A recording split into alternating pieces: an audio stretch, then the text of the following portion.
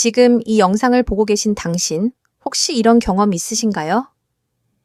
첫째, 젊을 땐 아무렇지도 않게 먹던 밥인데 요즘은 같은 양을 먹어도 식후에 이상하게 졸리고 머리가 멍해집니까? 둘째, 체중은 예전이랑 비슷한데 허리띠 구멍이 자꾸 한 칸씩 늘어나고 배만 볼록해지는 느낌이 드나요? 셋째, 건강검진표를 펼쳐보는데 공복혈당 경계, 당뇨 의심이라는 글자가 눈에 들어와서 한참을 멍하니 바라본 적 있으신가요? 만약 셋 중에 하나라도 아, 이거 내 얘긴데 하고 떠오르셨다면 오늘 이야기가 꼭 필요하신 분입니다. 우리나라에서는 65세 이상 어르신의 거의 10명 중 3명이 당뇨를 가지고 있습니다. 그리고 그 주변에는 늘 당뇨 전 단계, 혈당이 점점 오르는 중인 분들이 둘러싸고 있어요. 병명은 아직 없는데 이미 혈관과 장기는 조용히 지치기 시작한 상태인 거죠. 숫자로 보면 무섭지만 동시에 이런 생각도 들지 않나요? 이렇게 많으면 나 혼자만 실패한 건 아니구나. 55세의 전후를 지나면서 우리 몸 안에서는 눈에 보이지 않는 변화가 차근차근 일어납니다. 근육은 조금씩 줄고 대신 뱃속 장기 사이에 끼는 내장 지방이 서서히 늘어납니다. 예전과 똑같이 밥을 먹어도 근육이 적어지면 그 밥을 태워서 쓰는 힘이 떨어지고 남는 당은 지방으로 쌓이기 더 쉬워져요.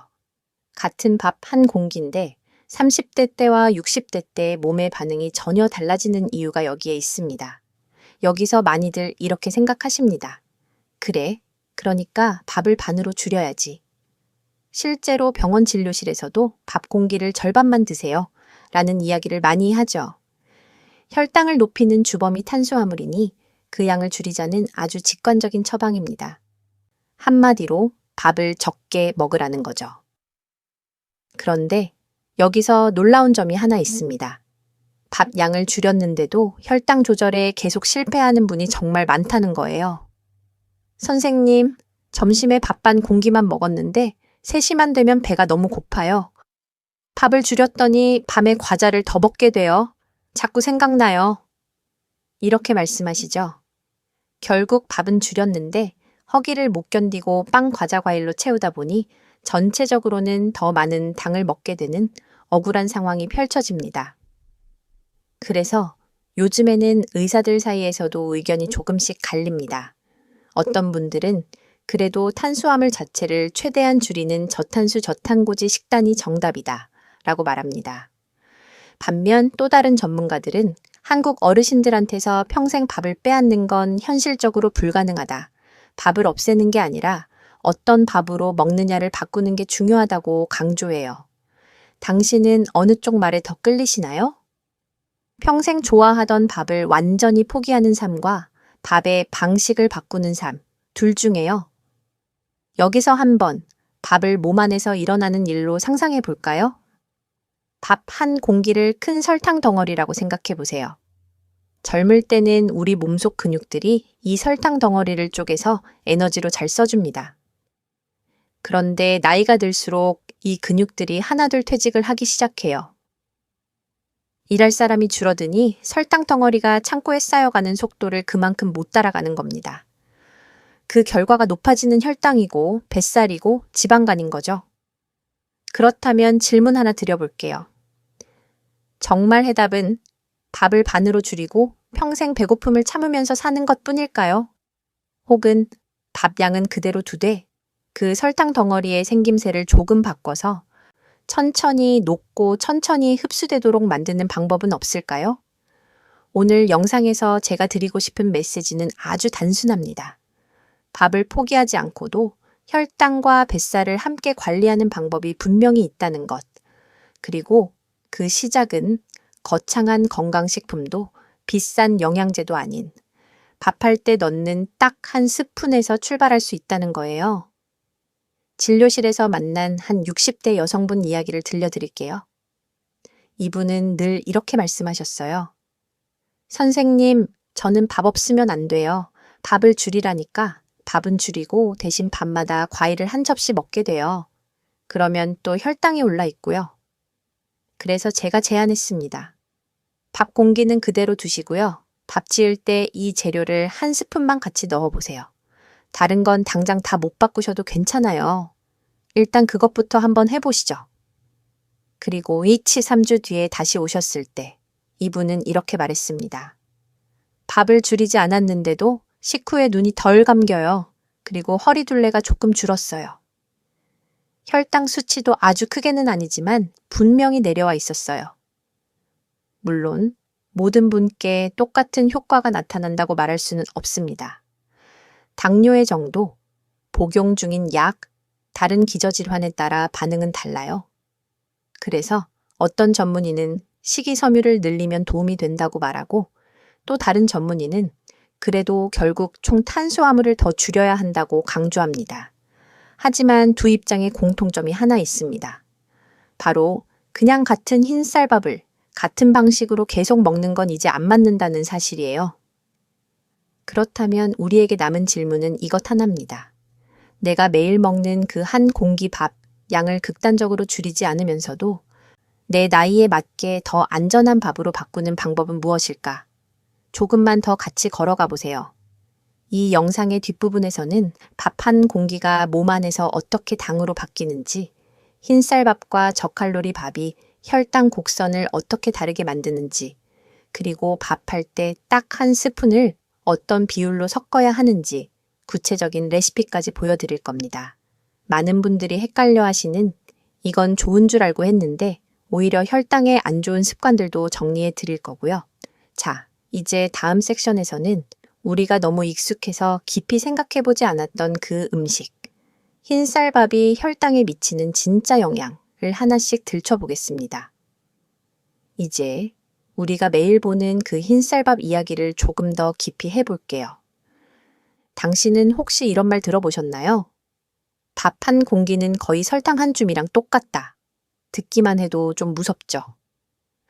그런데 이 말이 완전히 틀린 것도 완전히 맞는 것도 아닙니다. 우리가 먹는 흰쌀밥은 대부분이 탄수화물, 그 중에서도 전분으로 이루어져 있습니다. 이 전분이 소화 과정에서 잘게 잘려서 포도당, 즉 당으로 바뀌어 혈액 속으로 들어갑니다. 그래서 밥을 먹고 나면 혈당이 올라가는 건 너무나 당연한 일입니다. 문제는 얼마나 빨리 얼마나 높이 올라가느냐예요. 여기서 많이 나오는 개념이 바로 당지수, GI라는 개념입니다. GI가 높을수록 그 음식은 먹고 나서 혈당을 빨리 높게 올립니다. 흰쌀밥은 상대적으로 GI가 높은 편이라 먹고 나서 혈당이 쭉 치고 올라가기 쉽습니다.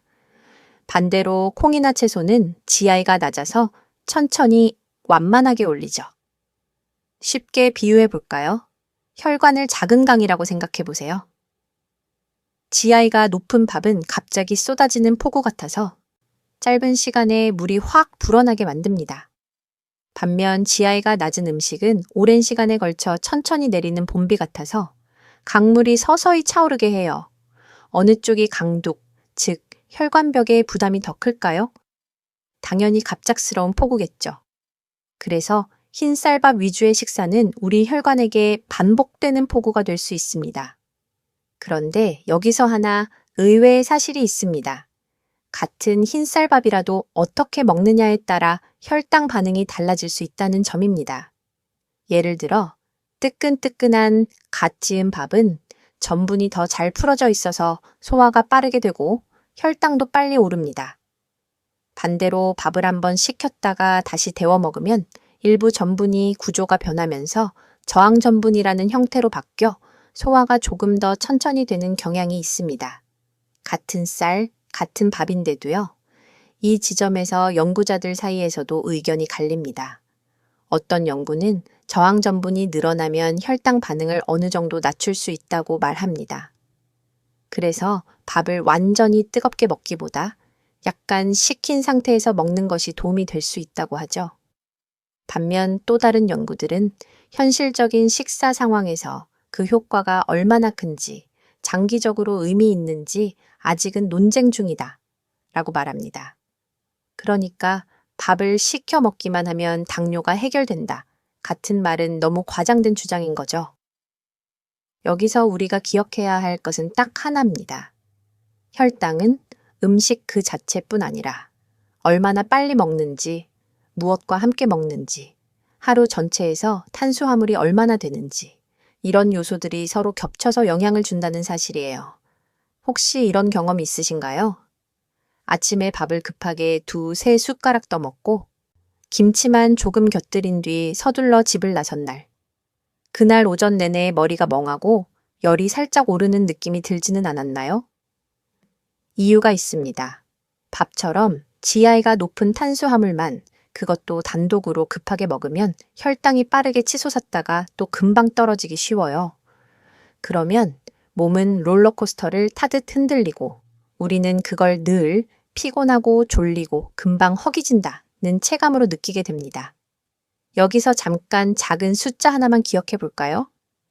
당뇨가 있는 분들은 식후 2시간 혈당을 보통 140셉떨/8렘 정도 안에서 관리하라고 안내받는 경우가 많습니다. 그런데 흰쌀밥 위주 식사를 한 뒤에는 개인에 따라 그 숫자가 200을 훌쩍 넘는 경우도 적지 않아요. 같은 밥 한 공기라도 나이에 따라, 근육량에 따라, 함께 먹는 반찬에 따라 이 숫자는 크게 달라집니다. 나는 같은 밥을 먹는데 왜 이 사람보다 혈당이 더 오를까? 라는 질문이 생기는 이유죠. 또 하나 재미있는 점이 있습니다. 흔히들 잡곡밥이면 다 좋다고 생각하시지만 꼭 그런 것만은 아닙니다. 쌀에 비해 섬유질이 많은 곡물을 섞으면 분명 혈당 상승이 완만해지는 데 도움이 됩니다. 하지만 잡곡의 비율이 너무 적거나 떡처럼 찰기가 강한 곡물을 많이 넣으면 GI가 생각보다 높게 나오는 경우도 있어요. 그래서 요즘에는 전문가들 사이에서 무조건 흑미, 찹쌀, 현미만 많이 넣자가 아니라 혈당 관리에는 어떤 곡물을 어느 정도 비율로 섞는 게 현실적으로 좋을까를 두고 논의가 이어지고 있습니다. 여기서 스스로에게 한번 물어보셨으면 합니다. 나는 지금까지 흰쌀밥 무조건 나쁜 거지라고만 단순하게 생각해 오지 않았나? 그래서 밥을 죄책감과 함께 먹으면서도 정작 자세한 원리는 모른 채 그냥 참고만 버티고 있지는 않나요? 조금 시야를 넓혀서 볼까요? 혈당 관리에서 중요한 개념이 하나 더 있습니다. 바로 당부화 GL입니다. GI가 속도라면 GL은 양과 속도를 합한 전체 부담입니다. 예를 들어 GI가 조금 높은 음식이라도 양을 줄이면 GL은 낮아지고 GI가 낮은 음식도 한꺼번에 많이 먹으면 GL이 높아질 수 있어요. 그래서 일부 학자들은 GI보다 GL을 보는 게 더 현실적인 지표다 라고 주장합니다. 반면 다른 학자들은 실제 진료 현장에서 환자에게 GL까지 설명하는 건 복잡하다. 기본적으로 GI가 높은 음식 위주를 줄이는 것부터가 우선이라고 말합니다. 결국 우리에게 중요한 질문은 이것입니다. 이 복잡한 개념들을 60대, 70대의 내 일상 밥상에 어떻게 쉽게 적용할 수 있을까? 책으로만 보면 어려운 말 같지만 실제로는 아주 단순하게 정리할 수 있어요. 흰쌀밥만 단독으로 많이, 빨리 먹지 않기. 밥에 섬유질이 많은 재료를 섞어 전분의 흡수를 늦추기. 하루 전체에서 탄수화물의 양을 과하게 가져가지 않기. 이 3가지 원칙만 기억해도 혈당 곡선은 지금과는 분명히 달라집니다. 지금 보고 계신 당신께 하나만 여쭤볼게요. 밥을 줄이는 대신 밥의 구조를 조금 바꾸는 쪽이 마음이 더 편하게 느껴지지 않으세요? 이제 곧 밥할 때 딱 1스푼만 넣어도 이 구조를 바꿀 수 있는 구체적인 재료와 비율을 말씀드릴 거예요. 혹시 주변의 밥 때문에 늘 고민하는 가족이나 지인이 있다면 이 영상 계속 보시다가 우리도 이 방법 한번 같이 해보자 하고 링크를 한번 보내주셔도 좋겠습니다. 작은 정보 하나가 누군가의 혈당과 뱃살, 그리고 자신감을 바꿀 수도 있으니까요. 다음 섹션에서는 밥 양 줄였는데도 실패하는 이유를 조금 더 깊이 파고들어 보겠습니다. 왜 우리는 분명 덜 먹고 있는데 몸은 성공했다는 신호를 잘 보내주지 않을까요? 그 답이 바로 당신이 그동안 놓치고 있었던 밥상의 또 다른 비밀 속에 숨어 있습니다. 이제 많은 분들이 이렇게 말씀하십니다. 선생님, 그래서 전 이미 밥을 줄이고 있어요. 예전엔 한 공기 먹던 걸 이젠 반 공기만 먹어요. 그런데도 혈당은 여전히 높고 뱃살은 쉽게 줄지 않죠. 왜 이런 걸까요? 먼저 하나 짚고 넘어가야 할 사실이 있습니다. 우리 몸은 칼로리 계산기처럼 단순하게 움직이지 않습니다. 그냥 적게 먹으면 빠지고 많이 먹으면 찐다 수준이 아니라 뇌와 호르몬, 장, 근육이 서로 신호를 주고받으면서 아주 복잡한 조절을 해요. 특히 55세 이후에는 이 조절 장치가 점점 예민해지고 작은 변화에도 크게 반응합니다. 당신이 밥량을 줄이면 몸은 이렇게 생각합니다. 들어오는 에너지가 줄었네? 혹시 앞으로도 계속 이렇게 들어오는 양이 줄어드는 건가? 그러면 몸은 자동으로 절약 모드를 켭니다. 기초대사량을 살짝 낮추고 불필요하다고 느끼는 근육을 줄이고 지방은 웬만하면 붙잡아 두려고 합니다. 왜냐하면 몸 입장에서는 언제 닥칠지 모를 굶주림에 대비하는 생존 전략이니까요.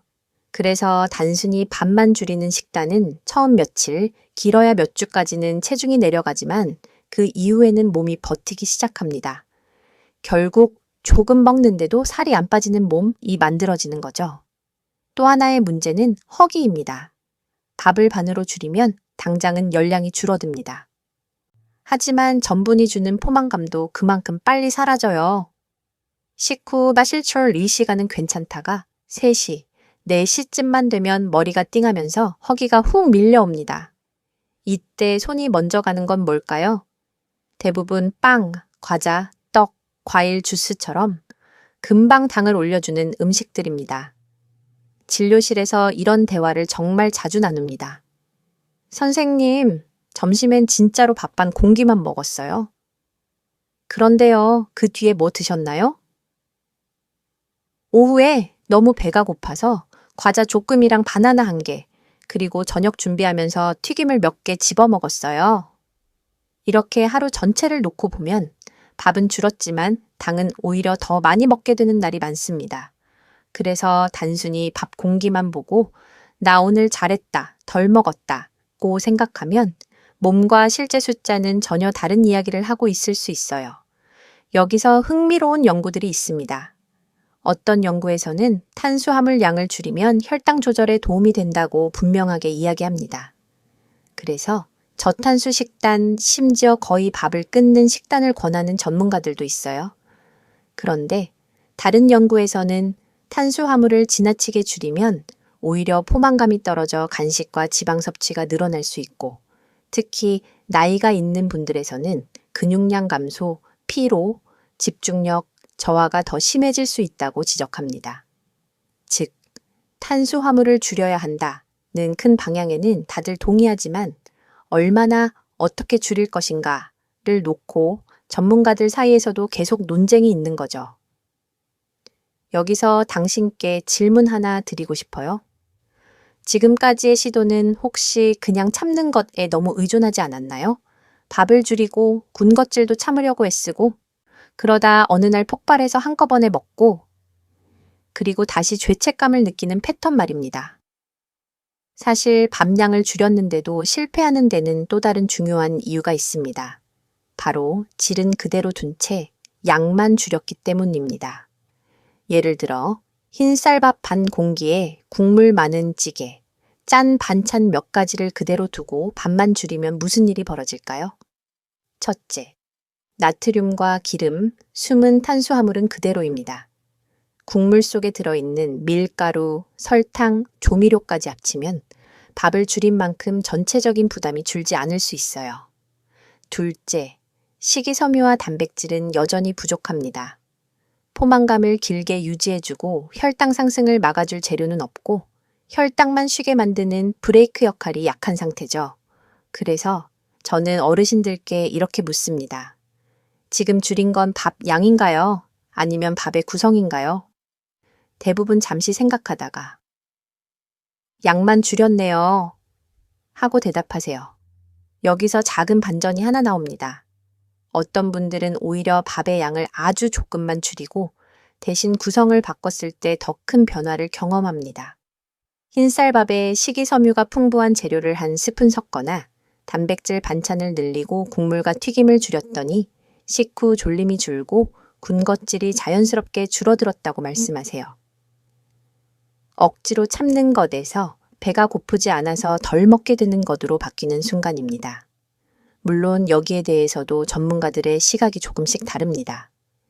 결국 당뇨는 전체 탄수화물 문제가 핵심이니 아무리 구성을 바꿔도 양을 줄이지 않으면 충분치 않다는 의견이 있고, 우리 현실에서는 밥을 완전히 줄이는 것보다 밥 자체를 저칼로리 저당 구조로 바꾸는 것이 지속 가능한 전략이다 라는 의견이 있습니다. 하지만 두 입장은 모두 한 가지 사실에는 동의합니다. 그냥 흰쌀밥 양만 줄이는 건 오래가기 어렵고 실패할 가능성이 높다는 거죠. 여기서 당신께 다시 한번 되묻고 싶습니다. 당신이 꿈꾸는 건 한두 달만 반짝 성공하는 단기 다이어트인가요?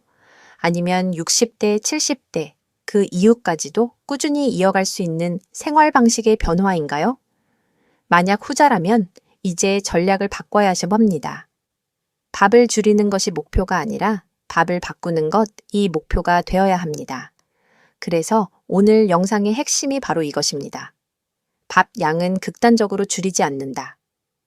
대신 밥에 칼로리와 혈당을 동시에 낮출 수 있는 재료를 한 스푼 넣는다. 그 결과 허기를 덜 느끼게 해주고 군것질 욕구를 줄여준다. 지금까지 보고 오시면서 나도 밥 줄이기만 계속하다가 실패하는 쪽이었구나 하고 느껴지셨다면 이 다음 내용을 꼭 놓치지 않으셨으면 합니다.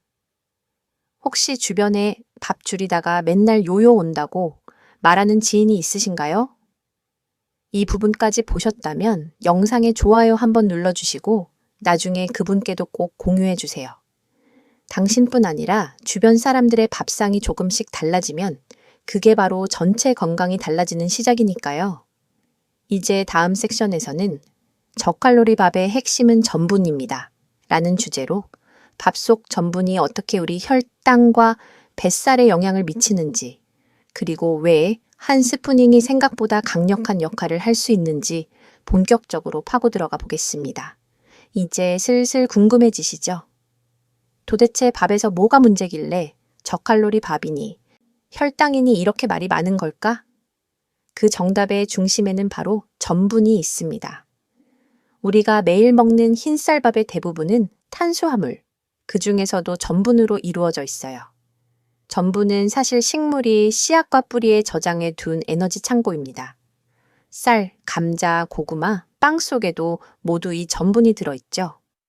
우리가 밥을 먹으면 입 안에서 잘게 부서지고 위와 작은 창자를 거치면서 전분이 당으로 잘게 잘려나갑니다. 이 잘게 잘린 당이 바로 혈액으로 들어가면서 혈당이 올라가는 거예요. 여기까지는 이미 알고 계실 수도 있습니다. 그런데 많은 분들이 모르고 지나치는 중요한 포인트가 하나 있습니다. 전분에도 성격이 다르다는 사실이에요. 전분은 크게 세 가지로 나눌 수 있습니다. 첫째, 금방 소화되는 빠른 전분. 둘째, 조금 천천히 소화되는 느린 전분. 셋째, 아예 장까지 내려가 식이섬유처럼 행동하는 저항 전분. 흰쌀밥은 안타깝게도 대부분이 빠른 전분 쪽에 속합니다. 그래서 따끈따끈한 하얀 쌀밥을 먹으면 소화 효소들이 이 전분을 금세 잘게 잘라서 포도당으로 바꾸고 혈당이 짧은 시간 안에 쭉 올라가죠. 반대로 저항 전분은 우리 소화 효소가 쉽게 자르지 못해서 장까지 거의 그대로 내려가 식이섬유처럼 천천히 발효되고 혈당을 급하게 올리지 않습니다. 여기서 조금 놀라운 사실이 하나 있습니다. 같은 쌀로 지은 밥도 어떻게 취급하느냐에 따라 전분의 성격이 바뀔 수 있다는 거예요. 밥을 짓고 바로 뜨끈뜨끈할 때 먹으면 빠른 전분 비율이 높지만 밥을 한번 식혔다가 다시 트면 일부 전분이 구조를 바꿔 저항 전분으로 변하는 연구 결과들이 있습니다. 또 밥 지을 때 섬유질이 풍부한 재료를 섞거나 소량의 지방을 더해 전분을 감싸주면 혈당이 오르는 속도가 달라진다는 보고들도 있어요. 그러다 보니 전문가들 사이에서 이런 논쟁이 생깁니다.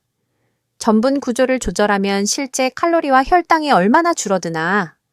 어떤 연구자들은 전분 구조를 바꾸면 체내에서 실제로 흡수되는 칼로리가 줄고 혈당 반응도 완만해진다고 이야기합니다. 그래서 밥을 식혔다 드거나 저항 전분이 많은 곡물을 섞는 방법을 추천하죠. 반대로 다른 연구자들은 실험실 조건에서는 차이가 나도 우리가 사는 현실 식탁에서는 그 효과가 아주 드라마틱하지 않을 수 있다고 말합니다. 밥을 식혀 먹는 습관이나 곡물 비율을 꾸준히 유지하는 게 생각만큼 쉽지 않다는 이유도 함께 들려요. 그럼에도 불구하고 두 입장은 한 가지 사실에 동의합니다. 전분의 질을 바꾸면 같은 양의 밥이라도 몸에 들어가는 방식이 달라진다. 여기서 한번 상상해 보세요. 당신이 매일 먹는 밥 한 공기를 두 종류로 나눕니다. A는 대부분이 빠른 전분이라서 먹고 나면 혈당이 갑자기 훅 올라갔다가 또 빨리 떨어집니다.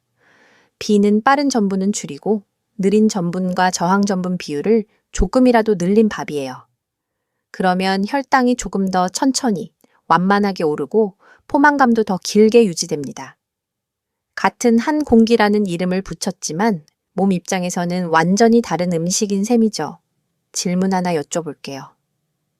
지금까지 당신은 밥을 고를 때 양만 생각하지 않았나요?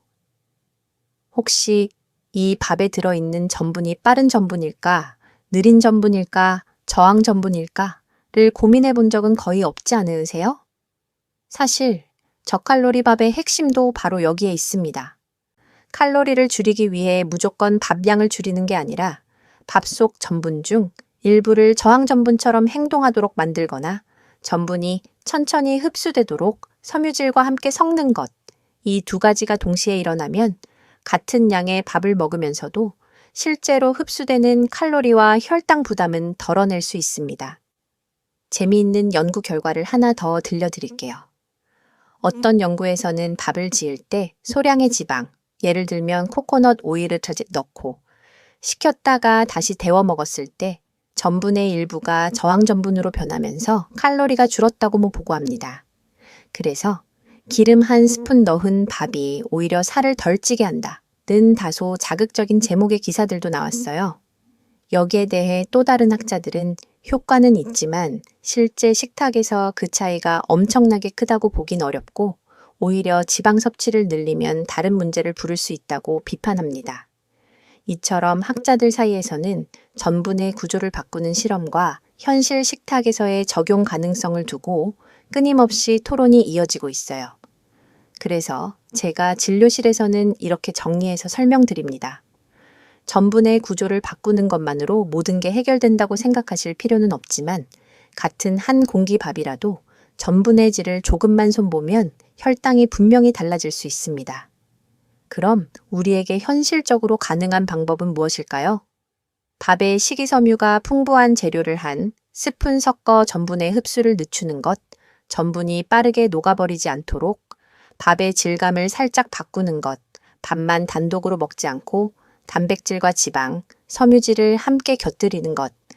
당신 밥상 위의 전분은 지금 어떤 모습일까요?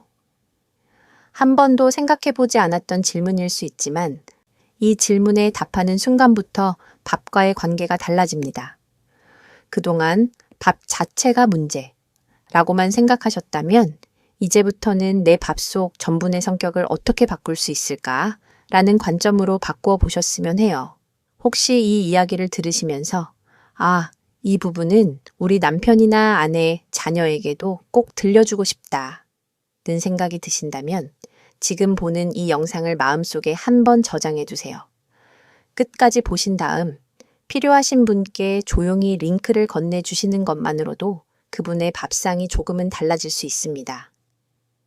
이제 다음 섹션에서는 이렇게 전분의 원리를 이용해서 밥을 저칼로리 저당 구조로 바꾸는 아주 구체적인 방법, 즉 의사들이 말하는 한 스푼의 정체에 대해 이야기를 나눌 거예요. 밥 양은 줄이지 않고 밥 지을 때 딱 한 스푼만 더해도 전분의 행동이 어떻게 달라지는지, 그리고 그 결과 혈당과 뱃살에 어떤 변화가 생길 수 있는지 조금 더 현실적인 언어로 풀어드리겠습니다. 이쯤 되면 가장 궁금한 게 이거죠. 선생님, 그래서 그 한 스푼이 도대체 뭐예요? 진료실에서 환자분들이 꼭 이렇게 물으십니다. 비싼 건강식품 사야 하나요? TV에 나오는 그 신기한 가루를 사야 하나요? 제가 늘 먼저 드리는 대답은 의외로 단순합니다. 아니요, 이미 시장에 다 있고 대부분 집에도 있는 것들이에요.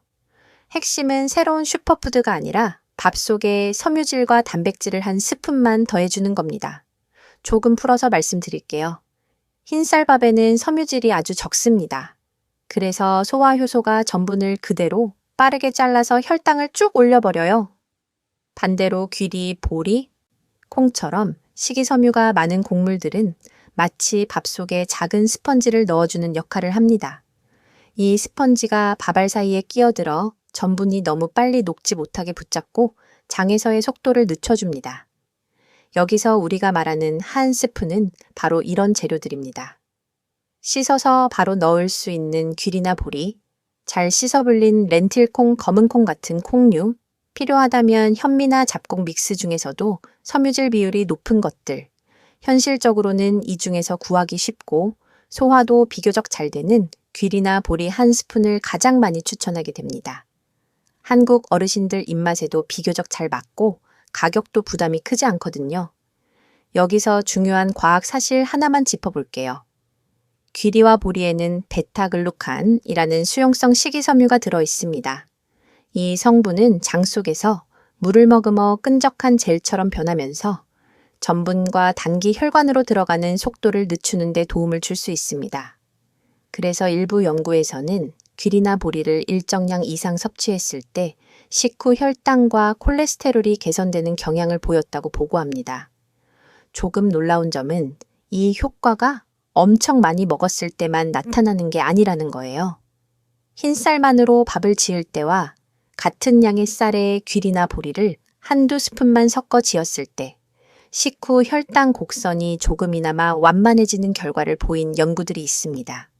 물론 모든 연구에서 똑같이 나온 건 아니고 개인차도 큽니다. 하지만 분명한 메시지는 하나입니다. 양을 극단적으로 줄이지 않더라도 구성만 살짝 바꿔도 몸의 반응이 달라질 수 있다. 여기서도 학자들 사이에 의견 차이가 있어요. 어떤 전문가는 섬유질 한 스푼으로는 부족하다. 최소한 일정 그램 이상을 매 끼니마다 채우려면 더 과감하게 바꿔야 한다고 말합니다. 반대로 다른 전문가는 60, 70대 어르신에게 갑자기 식단을 크게 바꾸라는 건 오히려 실패를 부른다. 한 스푼이라도 꾸준히 섞는 작은 변화부터 시작하는 것이 현실적이다 라고 이야기합니다. 저는 진료실에서 늘 두 의견의 중간을 택합니다. 한 번에 완벽히 바꾸려 하지 마시고요. 우선 한 스푼을 습관으로 만드는 것부터 해볼까요? 그게 잘 되면 그 다음에 2스푼, 3스푼으로 조금씩 늘릴 수 있어요. 여기서 잠깐 스스로에게 질문해 보세요. 당신이 어제 지은 밥에는 흰쌀 말고 다른 것이 무엇이 들어 있었나요? 혹시 아무것도 섞지 않은 순수 흰쌀밥이었다면 그 밥에 섬유질 한 스푼이 들어갔을 때 내 혈당과 포만감이 어떻게 달라질지 상상해 보신 적 있나요? 많은 분들이 이렇게 말씀하십니다. 그 한 스푼 넣는 게 뭐 그렇게 대단한가요? 하지만 실제로 해보신 분들 중에는 이런 변화를 경험하는 분들이 꽤 있습니다. 밥 양은 거의 그대로인데 식후에 덜 졸리다. 간식 생각이 덜 난다. 일주일에서 한 달 사이에 허리둘레가 서서히 줄어든다. 물론 이게 모두 한 스푼 덕분이라고 단정할 수는 없습니다. 밥을 의식적으로 챙기기 시작하면서 다른 생활 습관까지 조금씩 바뀐 영향도 함께 있을 수 있어요. 그래서 일부 전문가는 곡물 한 스푼이 마치 약처럼 모든 문제를 해결해 준다고 믿어서는 안 된다고 경고합니다. 반면에 저는 이렇게 설명합니다.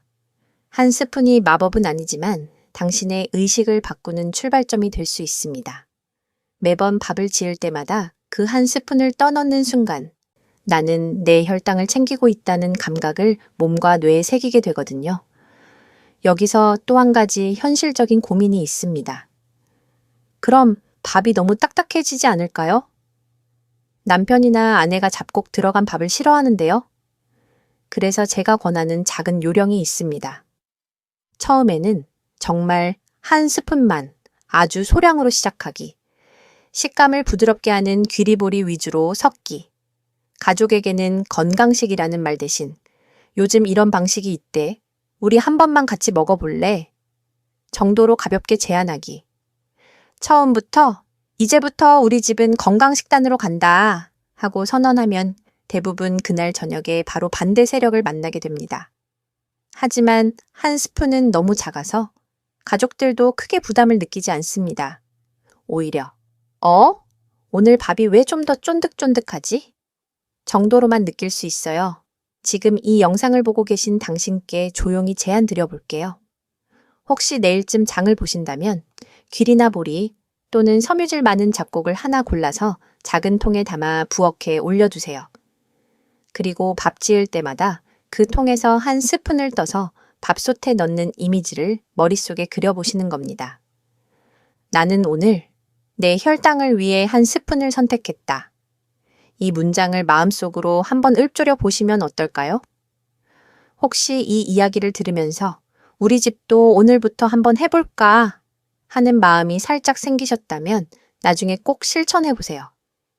그리고 이 영상이 도움이 될 것 같은 친구나 가족이 떠오르신다면 지금 기억해 두셨다가 나중에 영상 링크를 살짝 보내주세요. 누군가에겐 그 한 스푼이 건강을 되찾는 첫걸음이 될 수 있으니까요. 이제 다음 섹션에서는 이렇게 준비한 재료들을 가지고 집에서도 쉽게 만드는 저칼로리 밥 레시피를 아주 구체적인 순서로 알려드릴 겁니다. 물 비율, 불리는 방법, 밥솥에 넣는 순서까지 그대로 따라 하실 수 있도록 천천히 짚어드릴게요. 이제 이론은 어느 정도 정리됐습니다. 그래, 전분이 문제구나. 섬유질 한 스푼이 중요하구나. 그렇다면 이제 정말 궁금한 건 하나죠. 도대체 집에서 어떻게 지어야 내가 당장 따라 할 수 있을까? 지금부터는 아주 구체적으로 당신이 내일 아침이나 저녁에 그대로 따라 할 수 있는 저칼로리 저당 밥 레시피를 차근차근 안내해 드릴게요. 먼저 재료부터 정리해 볼까요? 기본은 평소에 쓰시던 흰쌀입니다. 그리고 여기에 섞을 한 스푼 재료로는 귀리 또는 보리, 콩류, 렌틸콩, 검은콩 등 이렇게 두 가지 계열을 추천드릴게요. 처음 시작하실 때는 밥솥 기준 1, 2컵 분량의 쌀에 귀리나 보리를 큰술 1스푼 정도만 섞는 걸 권합니다. 즉, 비율로 따지면 대략 10.1 정도입니다. 생각보다 아주 소량이죠. 이 정도면 식감이 크게 달라지지 않으면서 식이섬유와 전분 구조에 변화를 주기 시작하는 수준입니다. 이제 실제로 밥 짓는 순서를 함께 상상해 볼게요. 1단계 쌀을 평소처럼 씻습니다. 두세 번 헹궈서 전분기를 적당히 빼주세요. 너무 과하게 빼면 밥맛이 떨어질 수 있으니 손으로 살살 문지르며 말끔할 정도까지만 씻으시면 충분합니다. 2단계 귀리나 보리를 한 스푼 넣습니다. 처음에는 불리지 않은 상태로 한 스푼만 넣어 보셔도 괜찮아요. 가능하다면 찬물에 살짝 헹궈서 먼지만 털어내 주세요. 콩류를 쓰실 계획이라면 콩은 최소 30분 이상, 가능하면 1시간 정도 미리 불려두시는 걸 권합니다. 그래야 속까지 잘 익고 소화도 편해집니다. 3단계 물의 양을 조절합니다. 여기서 많은 분들이 실수하세요. 곡물이 들어갔으니 물을 많이 넣어야겠다 하고 너무 많이 넣으면 밥이 질어지고 맛이 떨어져 가족들이 싫어할 수 있습니다. 기본적으로는 평소 흰쌀밥 지을 때 물량에 귀리보리만 추가했다면 물을 아주 약간 큰 숟가락 반 정도, 늘리거나 그대로 콩을 함께 넣었다면 콩이 흡수할 물을 감안해 밥숟가락 1, 2스푼 정도만 더 추가. 이 정도를 기준으로 시작해 보세요. 해보시면서 집안 밥솥 특성에 맞게 조금씩 조절하시면 됩니다. 여기서 과학적인 사실 하나만 짚어볼게요. 밥을 지을 때 물이 너무 많으면 전분이 더 풀어져 나와 밥이 부드럽게 느껴질 수 있지만 전분이 쉽게 젤리처럼 퍼지면서 소화 속도가 더 빨라질 수 있습니다. 반대로 너무 딱딱하게 지으면 소화는 조금 느려질 수 있지만 먹기 힘들어서 오래 지속하기 어렵죠. 결국 중요한 건 내가 지속할 수 있는 선에서 너무 질지도 너무 딱딱하지도 않은 적당한 밥입니다. 이제 밥솥에 뚜껑을 닫고 평소와 같은 모드로 취사를 시작합니다. 이 순간이 저는 참 중요하다고 느껴져요. 그냥 평소처럼 밥을 하는 동작이지만 당신은 이미 혈당을 생각하는 한 스푼을 밥솥 안에 넣어둔 상태거든요. 혹시 이런 생각이 드시나요?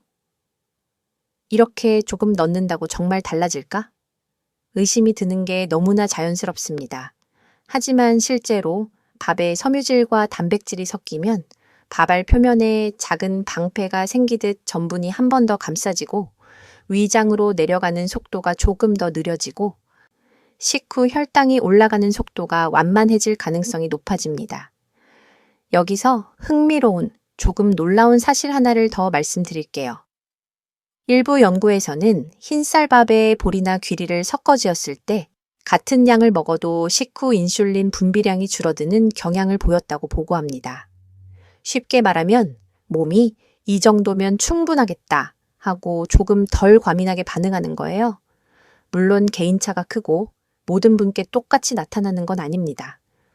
그래서 여전히 학자들 사이에서는 섬유질이 많은 곡물을 어느 정도 비율까지 섞어야 혈당과 체중에 의미 있는 변화가 생기느냐를 두고 논쟁이 계속됩니다.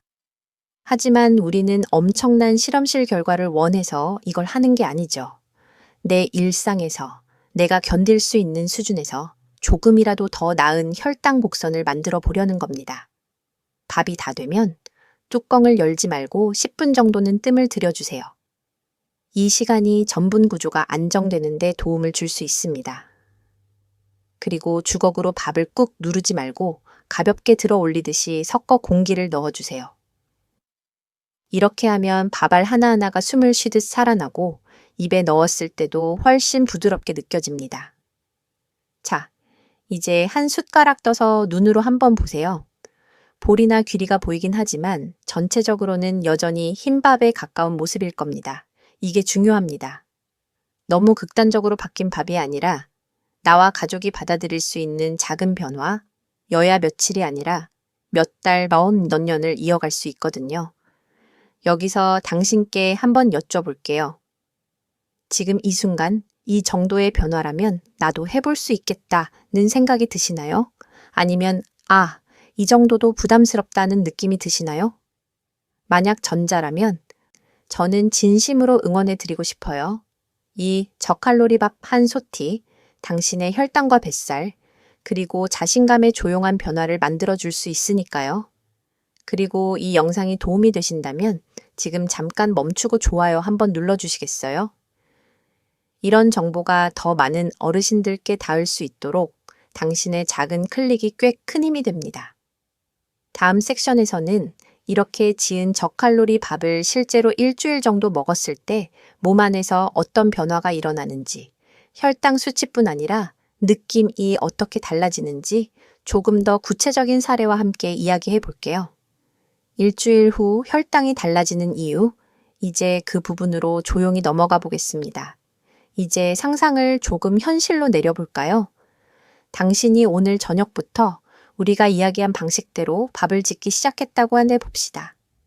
흰쌀만 넣던 밥솥의 귀리나 보리 한 스푼을 살짝 더하고 물량도 크게 바꾸지 않은 채 매 끼니마다 내 혈당을 위한 한 숟가락이라고 마음속으로 한번 짚어보면서 밥을 먹기 시작한 거예요. 그렇다면 일주일 뒤 당신 몸 안에서는 어떤 일이 일어날까요? 먼저 가장 눈에 띄는 건 식후 혈당 곡선입니다. 우리가 임상에서 보는 가장 기본적인 사실 하나는 이거예요.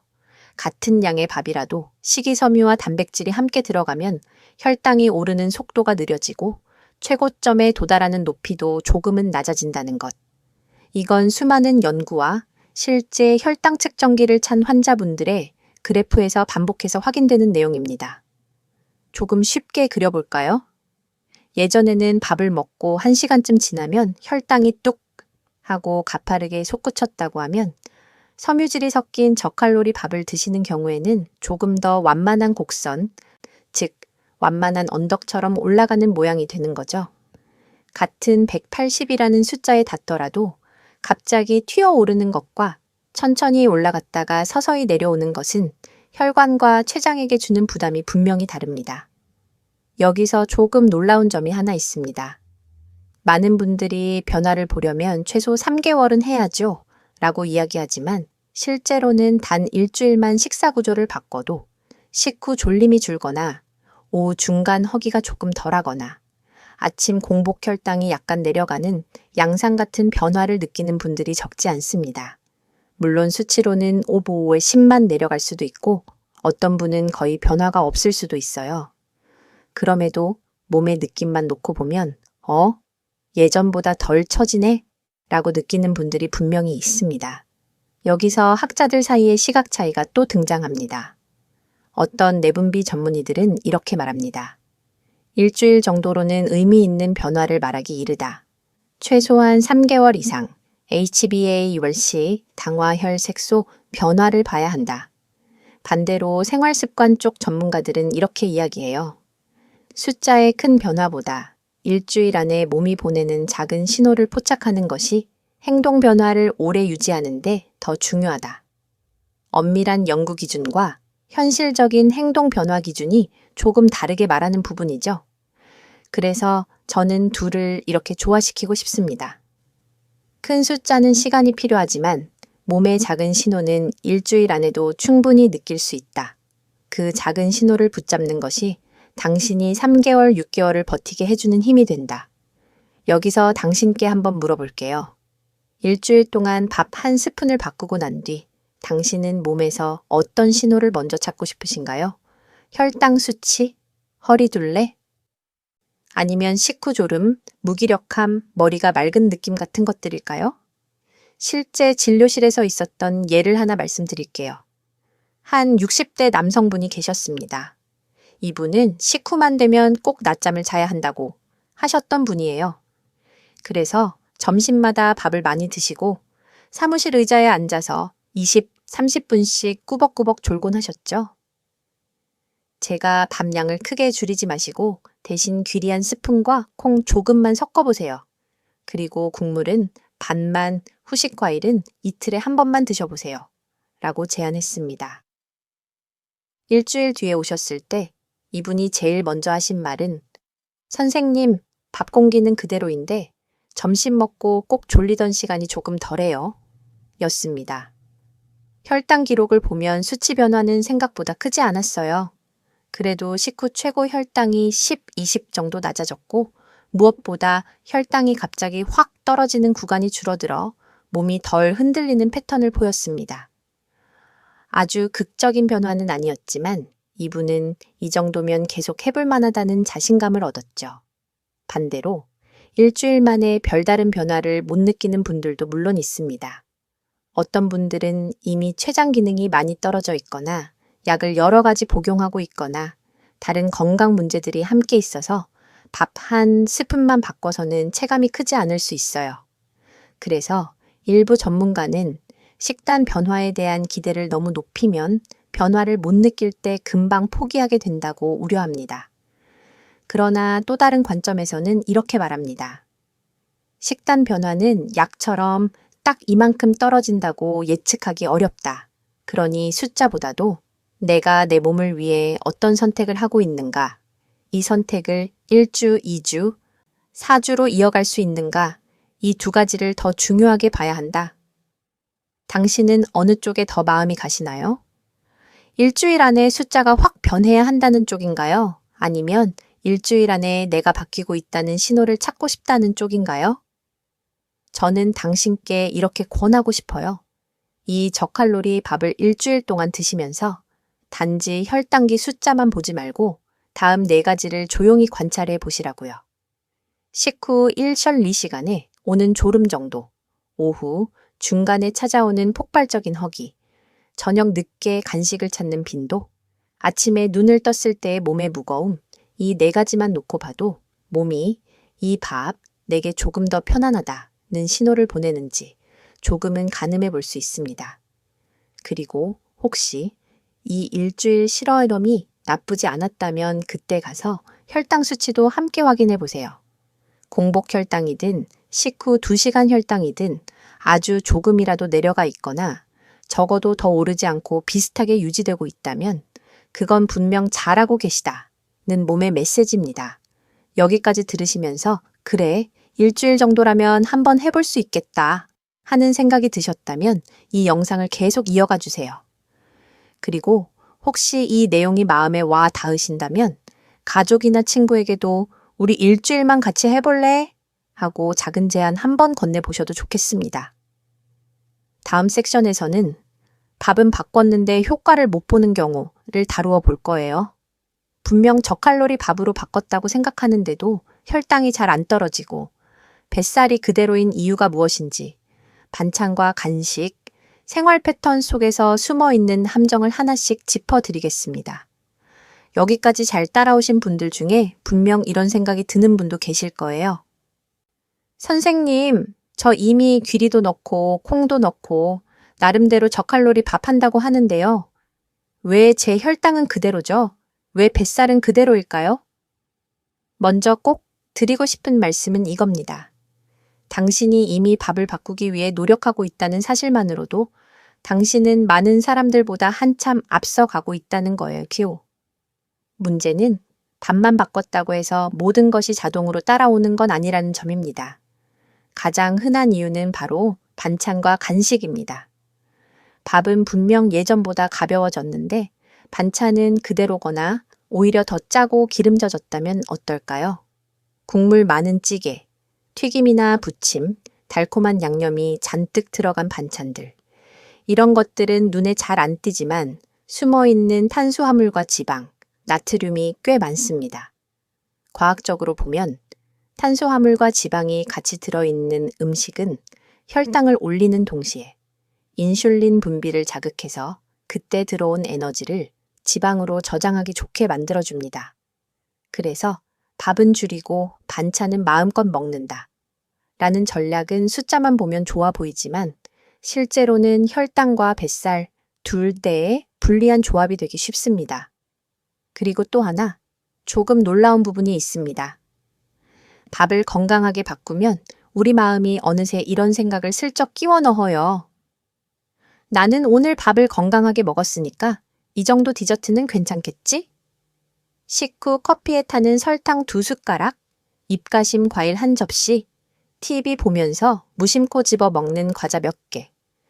이렇게 하루를 통틀어 모이면 밥에서 줄인 칼로리와 혈당 부담이 금세 다시 채워질 수 있습니다. 여기서 학자들 사이에서도 의견이 나뉩니다.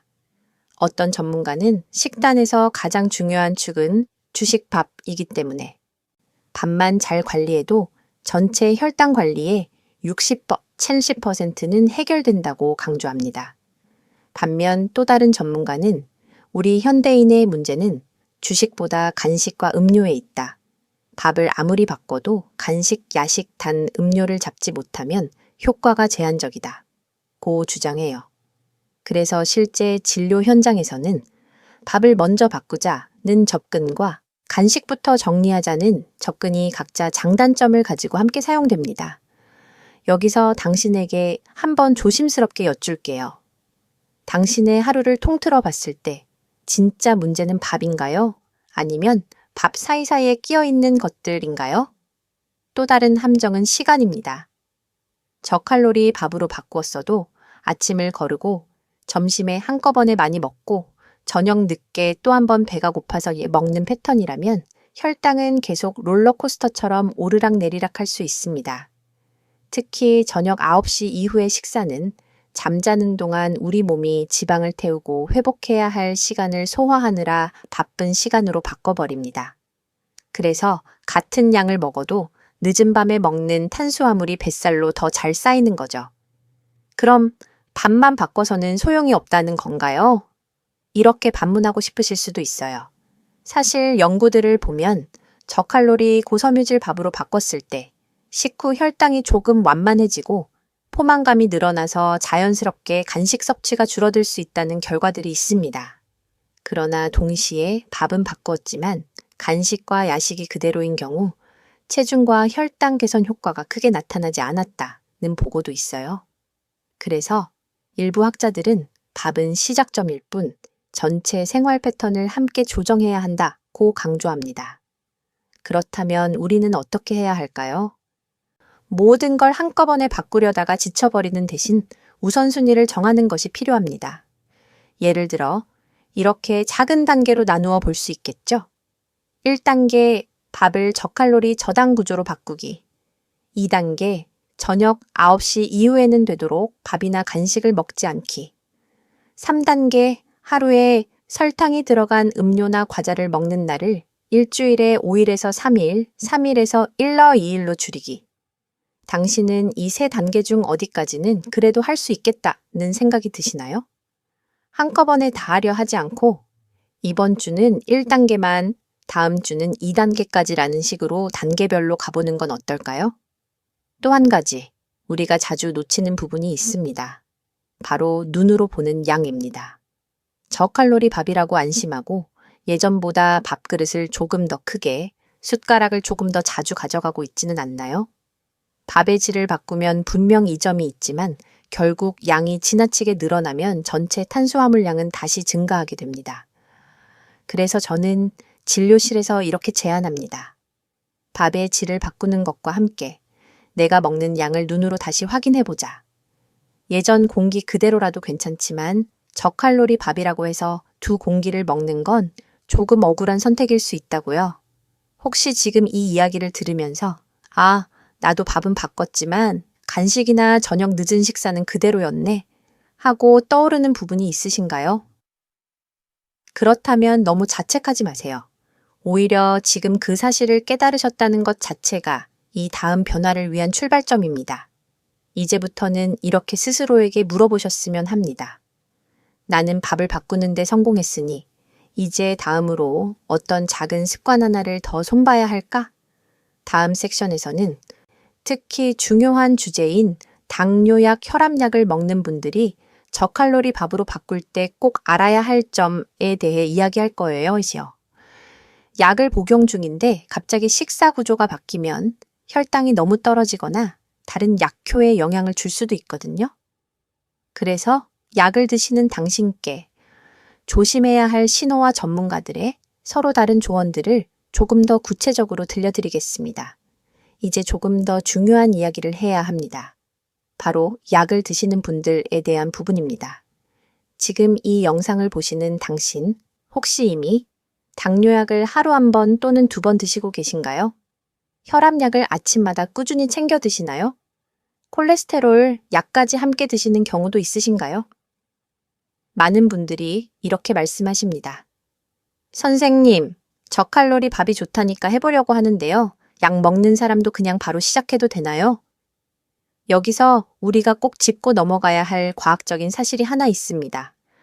당뇨약, 특히 혈당을 떨어뜨리는 약을 드시는 분들은 식사량과 탄수화물의 종류가 달라지면 혈당이 생각보다 더 많이 떨어질 수 있다는 점이에요. 당뇨약 중에는 췌장을 자극해서 인슐린을 더 많이 나오게 하는 약, 혈당을 소변으로 빼내는 약, 간에서 당을 만드는 속도를 늦추는 약 등 여러 종류가 있습니다. 이 약들은 대부분 지금까지의 식사 패턴을 기준으로 의사가 용량을 정한 것입니다. 그런데 당신이 어느 날부터 갑자기 밥의 양을 줄이고 밥의 전분 구조를 바꾸고 식이섬유를 한 스푼씩 꾸준히 더하기 시작하면 몸 안에서 들어오는 당의 양과 흡수 속도가 달라집니다. 이때 어떤 분들은 공복 혈당이나 새벽 혈당이 예상보다 더 많이 떨어질 수 있어요. 정말 놀라운 건 어떤 분들은 이 변화를 좋은 일로만 받아들이지 못하고 속이 미식거리고 식은땀이 난다, 손이 떨리면서 어지럽다 는 저혈당 증상으로 먼저 경험하기도 한다는 점입니다. 여기서 전문가들의 의견이 또 갈립니다. 어떤 내분비내과 전문의는 식단이 크게 바뀔 때는 미리 약 용량을 조절해야 한다고 강조합니다. 특히 인슐린이나 설포효소제 계열처럼 혈당을 강하게 떨어뜨리는 약을 쓰는 분들은 식사를 가볍게 하거나 걸을 때 혈당이 너무 떨어질 수 있기 때문입니다. 반면 또 다른 전문의들은 모든 환자에게 약을 먼저 조절할 필요는 없고 우선은 저혈당 증상이 나타나는지 꼭 체크하면서 천천히 식단을 조정해도 된다고 말합니다. 당뇨의 정도, 사용 중인 약의 종류, 신장 기능이나 연령에 따라 접근 방식이 달라질 수 있기 때문이죠. 그래서 제가 드리고 싶은 메시지는 아주 구체적입니다. 첫째, 당뇨약을 드시는 분이 저칼로리 밥을 시작할 때는 절대 약부터 줄이거나 끊지 말 것. 둘째, 식사 구조를 바꾸는 첫 1, 2주 동안은 평소보다 조금 더 자주 혈당을 재보고 몸의 느낌을 세심하게 살펴볼 것. 셋째, 저혈당이 의심되는 증상이 반복된다면 나 혼자 용량을 줄이는 것이 아니라 반드시 주치의와 상의해서 조정할 것. 혹시 이런 경험 있으신가요? 아침을 가볍게 먹었는데 10시, 11시쯤 갑자기 손이 떨리고 식은땀이 나고 가슴이 두근거리면서 무언가를 당장 먹지 않으면 안 될 것 같은 느낌이 든 적. 그때 혈당이 떨어졌나 보다 하면서 빵이나 과자를 급하게 드셨던 적이 있으신가요? 이런 경험이 한두 번이라도 있다면 식단을 바꾸기 시작할 때 특히 조심해야 합니다. 저칼로리 밥은 기본적으로 혈당을 천천히 올리고 전체적인 당 부담을 줄이기 위한 선택이지만 이미 강한 혈당 강화제를 사용 중이라면 약 플러스 식단 변화가 겹쳐서 생각보다 낮은 혈당을 만들 수도 있기 때문입니다. 또 한 가지, 혈압약도 중요합니다. 저칼로리 밥을 비롯해 식단이 개선되고 체중이 조금씩 줄어들고 짠 음식과 국물을 덜 먹게 되면 시간이 지날수록 혈압이 내려가는 분들이 많습니다. 과학적으로 보면 체중이 1kg 줄어들 때마다 수축기 혈압이 몇 mmHg씩 떨어지는 경향이 있다는 연구들이 있습니다. 물론 사람마다 차이가 있지만 체중 감소, 나트륨 섭취 감소, 혈관 건강 개선, 이 세 가지가 함께 일어날 때 약을 줄이거나 정리할 기회가 생기는 분들이 분명히 있어요. 그런데 여기서도 논쟁이 있습니다. 어떤 심장내과 전문의는 혈압이 잘 조절되는 건 약 덕분인 경우가 많으니 절대 환자 혼자 약을 줄이거나 끊어서는 안 된다고 강조합니다. 반면 생활습관 중심의 의사들은 식단과 운동이 자리를 잡고 혈압이 3, 6개월 이상 안정적으로 유지된다면 주치의와 상의해 약을 재조정할 수 있다는 입장입니다. 당신은 혹시 이런 생각을 해본 적이 있나요? 밥만 잘 먹으면 약을 안 먹어도 되지 않을까? 솔직히 말씀드리면 이미 당뇨와 고혈압이 어느 정도 진행된 상태에서는 식단과 운동만으로 모든 약을 끊는 경우는 그리 흔하지 않습니다. 하지만 약의 개수를 줄이거나 용량을 줄이거나 새로운 합병증이 생기는 속도를 늦추는 것은 충분히 기대해 볼 수 있는 목표예요. 그래서 저는 이렇게 권하고 싶습니다. 약은 의사의 처방과 함께 가는 안전벨트.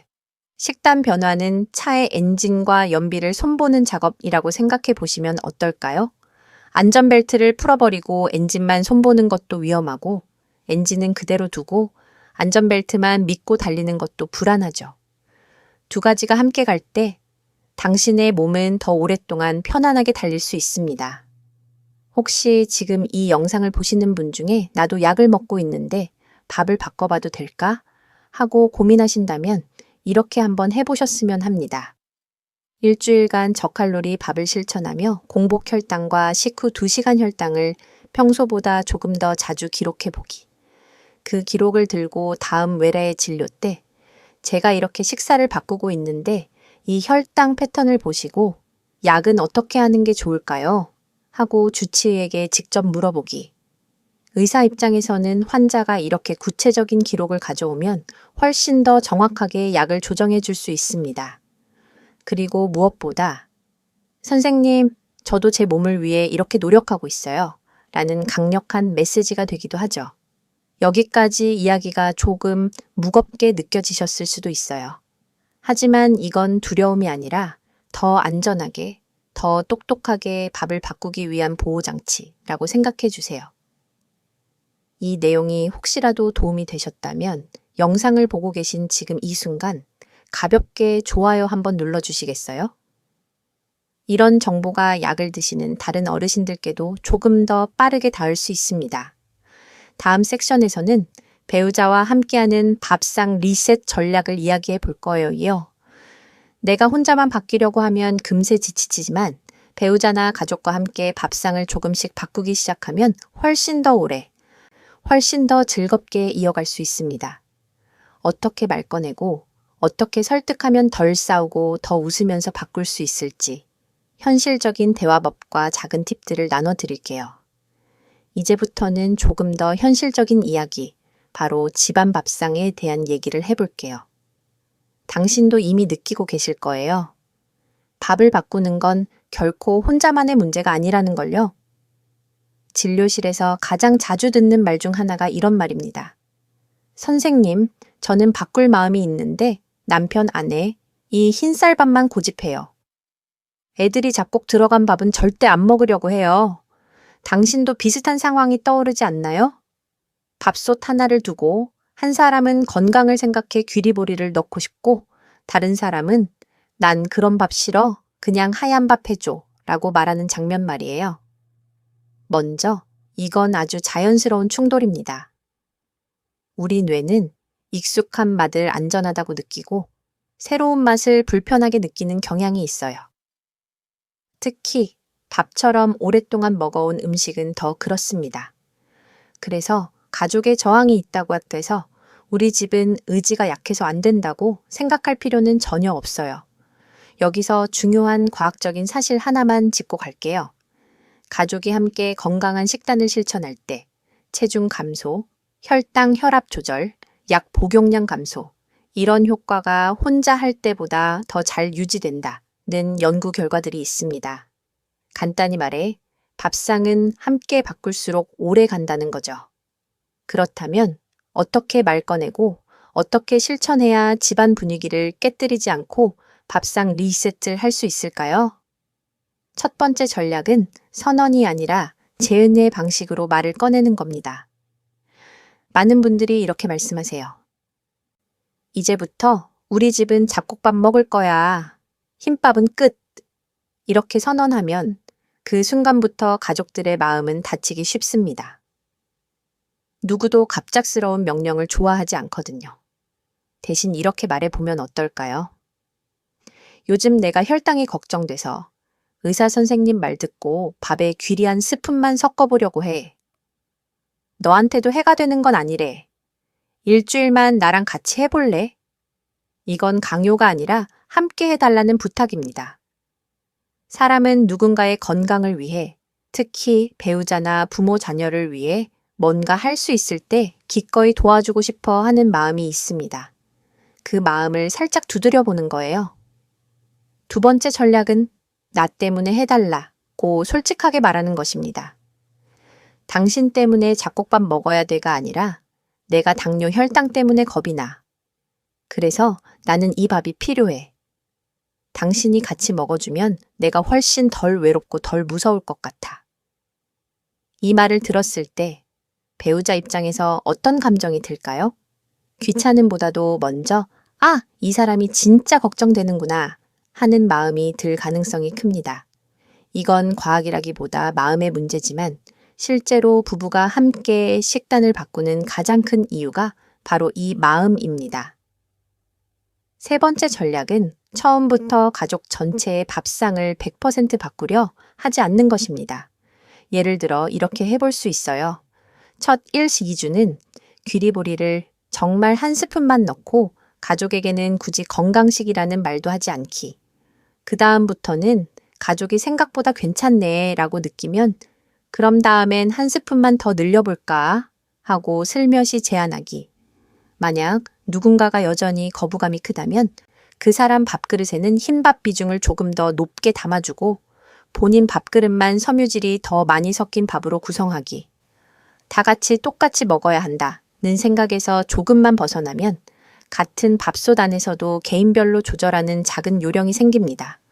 그리고 네 번째, 밥을 바꾸는 이유를 숫자가 아니라 삶으로 이야기해 보는 겁니다. 예를 들면 이렇게요. 나 솔직히 앞으로 10년, 20년 더 당신이랑 같이 걷고 싶어. 병원 침대 위가 아니라 시장도 같이 다니고 손주도 같이 보고 싶어. 그래서 밥을 바꾸자고 하는 거야. 밥맛을 조금 포기하는 대신 우리 시간을 좀 더 길게 가져보고 싶어서. 이 말은 그냥 당뇨가 어쩌고 혈당이 어쩌고 하는 말보다 훨씬 마음 깊이 꽂힐 수 있습니다. 결국 밥상 리셋은 숫자를 위한 일이 아니라 함께 더 오래, 더 편안하게 살기 위한 준비니까요. 혹시 당신은 가족에게 이런 진심을 한 번이라도 꺼내본 적 있으신가요? 괜히 부담 줄까봐 내가 알아서 할게 하며 모든 걸 혼자 떠안고 있지는 않나요? 여기서 한 가지 흥미로운 논쟁이 또 있습니다. 가족 건강 교육을 연구하는 전문가들 사이에서는 개인을 먼저 변화시키는 게 중요하다는 입장과 가족 전체 시스템을 동시에 건드려야 효과가 크다는 입장이 서로 맞섭니다. 전자는 내가 먼저 바뀌면 주변이 따라온다는 관점이고, 후자는 환경이 그대로인데 개인만 바꾸려 하면 금방 지친다는 관점이죠. 실제로는 두 가지가 함께 필요합니다. 당신이 먼저 밥을 바꾸겠다는 결심, 그리고 그 결심을 가족과 나누려는 용기. 지금 이 영상을 보면서 그래, 나도 이제는 혼자만 끙끙거리지 말고 배우자와 진지하게 한번 이야기를 해봐야겠다는 생각이 드신다면 그 마음을 놓치지 않으셨으면 합니다. 혹시 이 부분이 마음에 와 닿으셨다면 우리도 7일만 한번 같이 해볼까? 라는 한마디를 오늘 저녁 식탁에서 꺼내보시는 건 어떨까요? 그리고 이 영상이 도움이 될 것 같은 부부, 형제자매, 친구 부부가 떠오른다면 공유 한번 건네주시는 것도 큰 응원이 될 수 있습니다.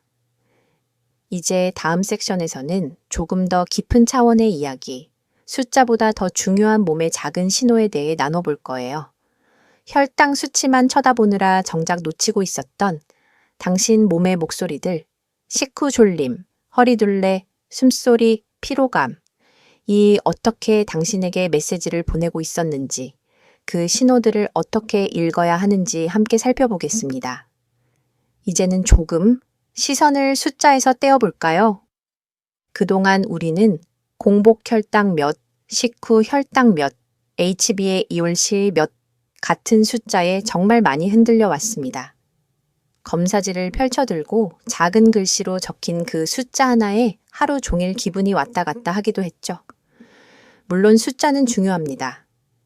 과학적으로 당화 혈색소 HbA1c라는 수치는 지난 2, 3개월 동안 당신의 혈당이 평균적으로 어느 정도였는지를 보여주는 지표입니다. 이 숫자가 높을수록 혈관 안팎에서 다양한 손상이 일어날 가능성이 커지고 낮을수록 합병증 위험이 줄어드는 경향이 있어요. 그래서 의사들은 이 숫자를 기준으로 약을 조정하고 치료 방침을 정합니다. 그런데 여기서 하나 놀라운 사실이 있습니다. 같은 HbA1c 7.0%를 가지고 있어도 어떤 분은 몸이 꽤 괜찮아요 라고 느끼고 어떤 분은 늘 피곤하고 식후만 되면 쓰러질 것 같아요 라고 느낀다는 거예요. 숫자는 같은데 몸의 체감은 완전히 다를 수 있습니다. 왜 그럴까요? 학자들은 이렇게 설명합니다. 혈당이 얼마나 자주, 얼마나 크게 출렁였는지는 단순 평균값 하나로 다 담기지 않는다는 거예요. 즉, 하루 종일 130셴벤볼을 이룬 육심 사이에서 잔잔하게 움직인 사람의 7.0%와 어느 날은 70까지 떨어졌다가 또 250까지 치솟는 롤러코스터를 탄 사람의 7.0%는 몸이 느끼는 피로와 손상도가 다를 수 있습니다. 그래서 요즘에는 일부 연구자들이 숫자 하나만 보지 말고 혈당이 출렁이는 패턴과 환자, 스스로 느끼는 몸의 신호를 함께 봐야 한다고 이야기합니다.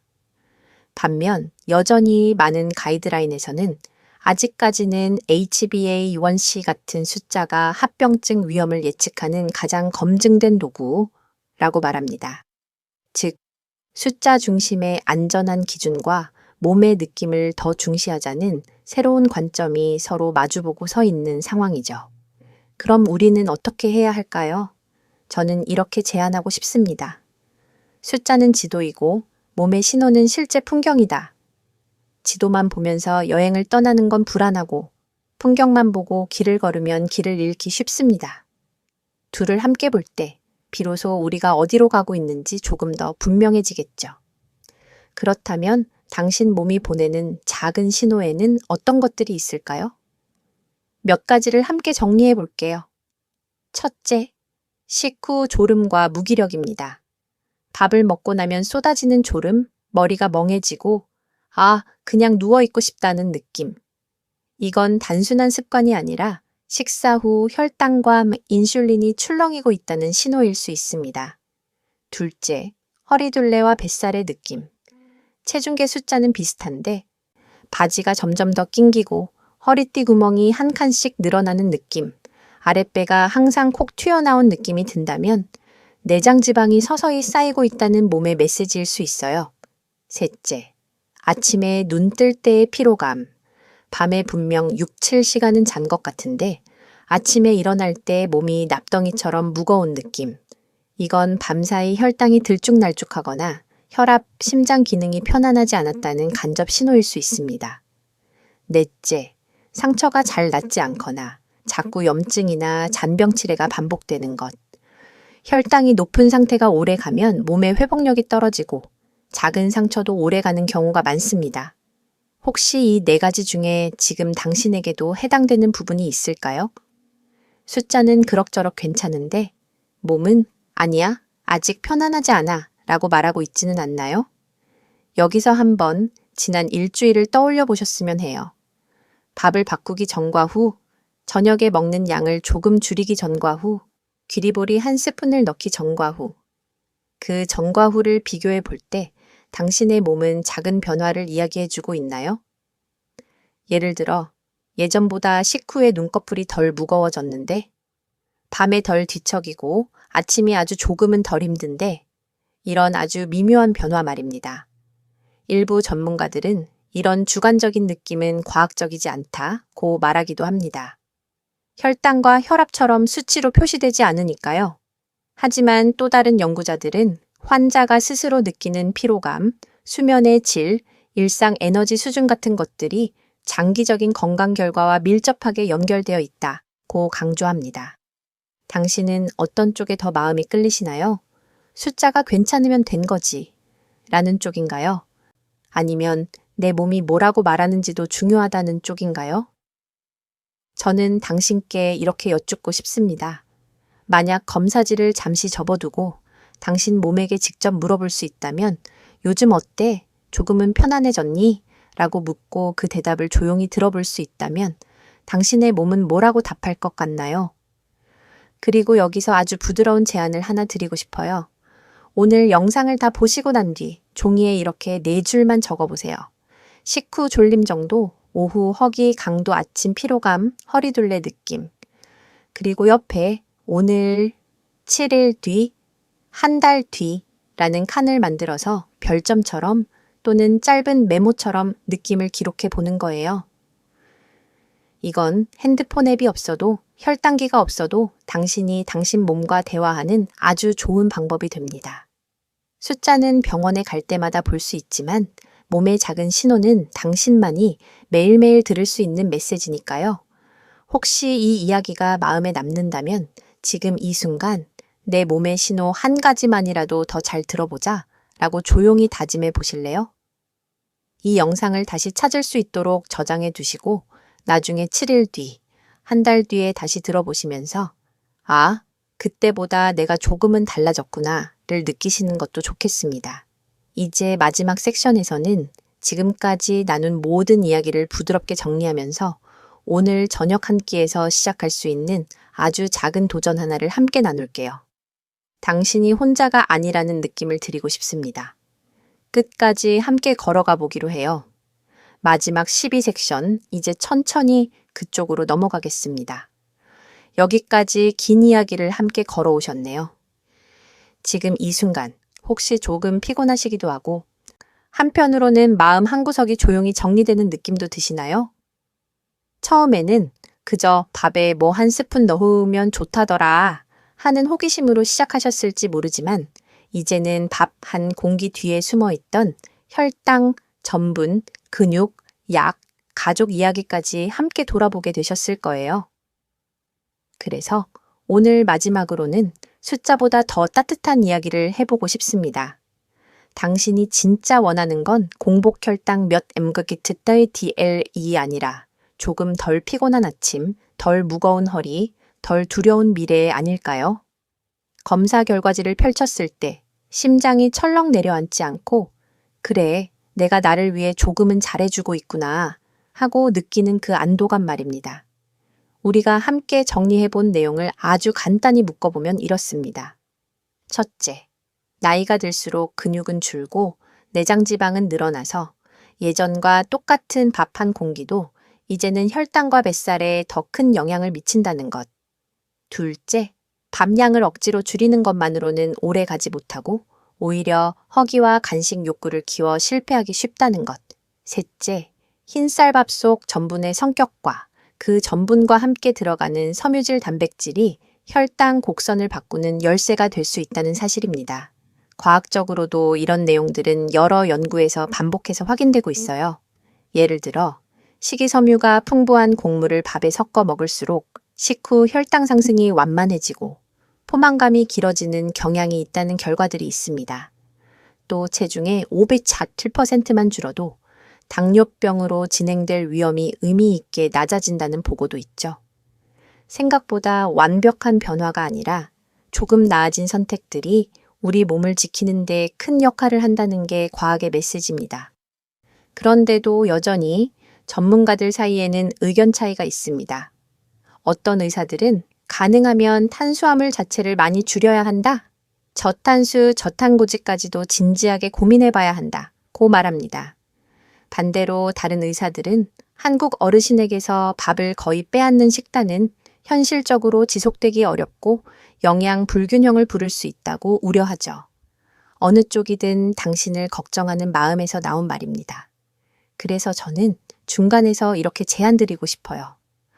평생 먹어온 밥을 완전히 없애는 대신 내 나이에 맞게 더 안전한 밥으로 바꾸는 것부터 해보자고. 이미 기억하시죠? 조금 전에 말씀드렸던 혈관 이야기처럼 폭우 같은 혈당 대신 잔잔한 봄비 같은 혈당을 만들어주는 밥 말입니다. 이제 질문을 하나 드려볼게요. 당신이 이 영상을 여기까지 보신 이유는 무엇인가요? 그냥 정보가 궁금해서일 수도 있지만 아마 속으로는 이런 마음이 살짝 있었을지도 모릅니다. 나도 이대로는 안 되겠다. 뭔가 하나는 바꿔야겠다. 그 하나가 꼭 거창할 필요는 없습니다. 한 달치 운동 계획을 세우거나 당장 모든 밀가루를 끊겠다고 선언하지 않아도 괜찮습니다. 오늘 우리가 함께 고른 하나는 밥 지을 때 귀리나 보리, 콩 같은 섬유질 재료를 한 스푼 보태는 것, 그리고 그 밥을 먹으면서 내 몸의 작은 신호를 숫자와 함께 들어보는 것이었죠. 혹시 아직도 이런 의문이 남아 있을 수 있습니다. 정말 이 정도로 의미가 있을까요? 생각보다 놀라운 점이 하나 있어요. 사람의 몸은 그리고 마음은 내가 나를 위해 뭔가 하고 있다는 느낌 하나만으로도 달라지기 시작합니다. 저칼로리 밥 한 공기지만 그 안에는 내가 나를 포기하지 않았다는 메시지가 숟가락마다 담겨 있는 셈이니까요. 여기서 저는 작은 제안을 하나 드리고 싶어요. 지금 이 순간부터 7일 동안 단지 딱 한 가지 이 약속만 지켜보시는 겁니다. 밥을 지을 때 섬유질이 많은 곡물 한 스푼을 꼭 넣는다. 그리고 매일 밤 오늘 하루의 식후 느낌을 한 줄로 적어본다. 오늘은 덜 졸렸다. 허리가 조금 덜 조였다. 같은 짧은 메모면 충분합니다. 이 7일이 끝났을 때 혈당 수치가 크게 변하지 않을 수도 있습니다. 하지만 당신의 눈빛, 걸음걸이, 허리띠, 그리고 마음이 조금은 다르게 느껴질 수 있어요. 아, 나도 할 수 있구나. 나이가 들어도 밥을 포기하지 않고도 조금씩 내 몸을 도와줄 수 있구나 하는 자신감 말입니다. 혹시 이 영상이 도움이 되셨다면 나중에 다시 찾아보기 쉽게 저장해 두시고 좋아요와 구독, 그리고 주변 분들에게 공유도 한번 해주세요. 특히 밥 때문에 늘 걱정하는 가족이나 친구가 떠오르신다면 우리 같이 한번 7일만 해보자고 이 영상을 건네주셔도 좋겠습니다. 그리고 저는 진심으로 당신의 이야기를 듣고 싶습니다. 실제로 7일을 해보셨을 때 어땠는지, 식후 졸음은 어땠는지, 허리둘레나 몸의 느낌은 조금이라도 달라졌는지 댓글로 조용히 나눠주시면 이 채널을 보는 다른 분들께도 큰 용기가 될 거예요. 이제 마지막으로 우리 함께 아주 작은 도전을 선언해 볼까요? 오늘 영상을 여기까지 보신 당신은 이미 마음속으로 첫걸음을 떼신 분입니다. 이제 남은 건 오늘 저녁 밥솥 앞에서 작은 숟가락 하나를 드는 용기뿐입니다. 내 혈당을 위해, 내 내일을 위해 오늘 나는 한 스푼을 선택합니다. 이 말을 마음속으로 한번 따라해 보시고 댓글에 이렇게 남겨주세요. Day 17 챌린지 시작!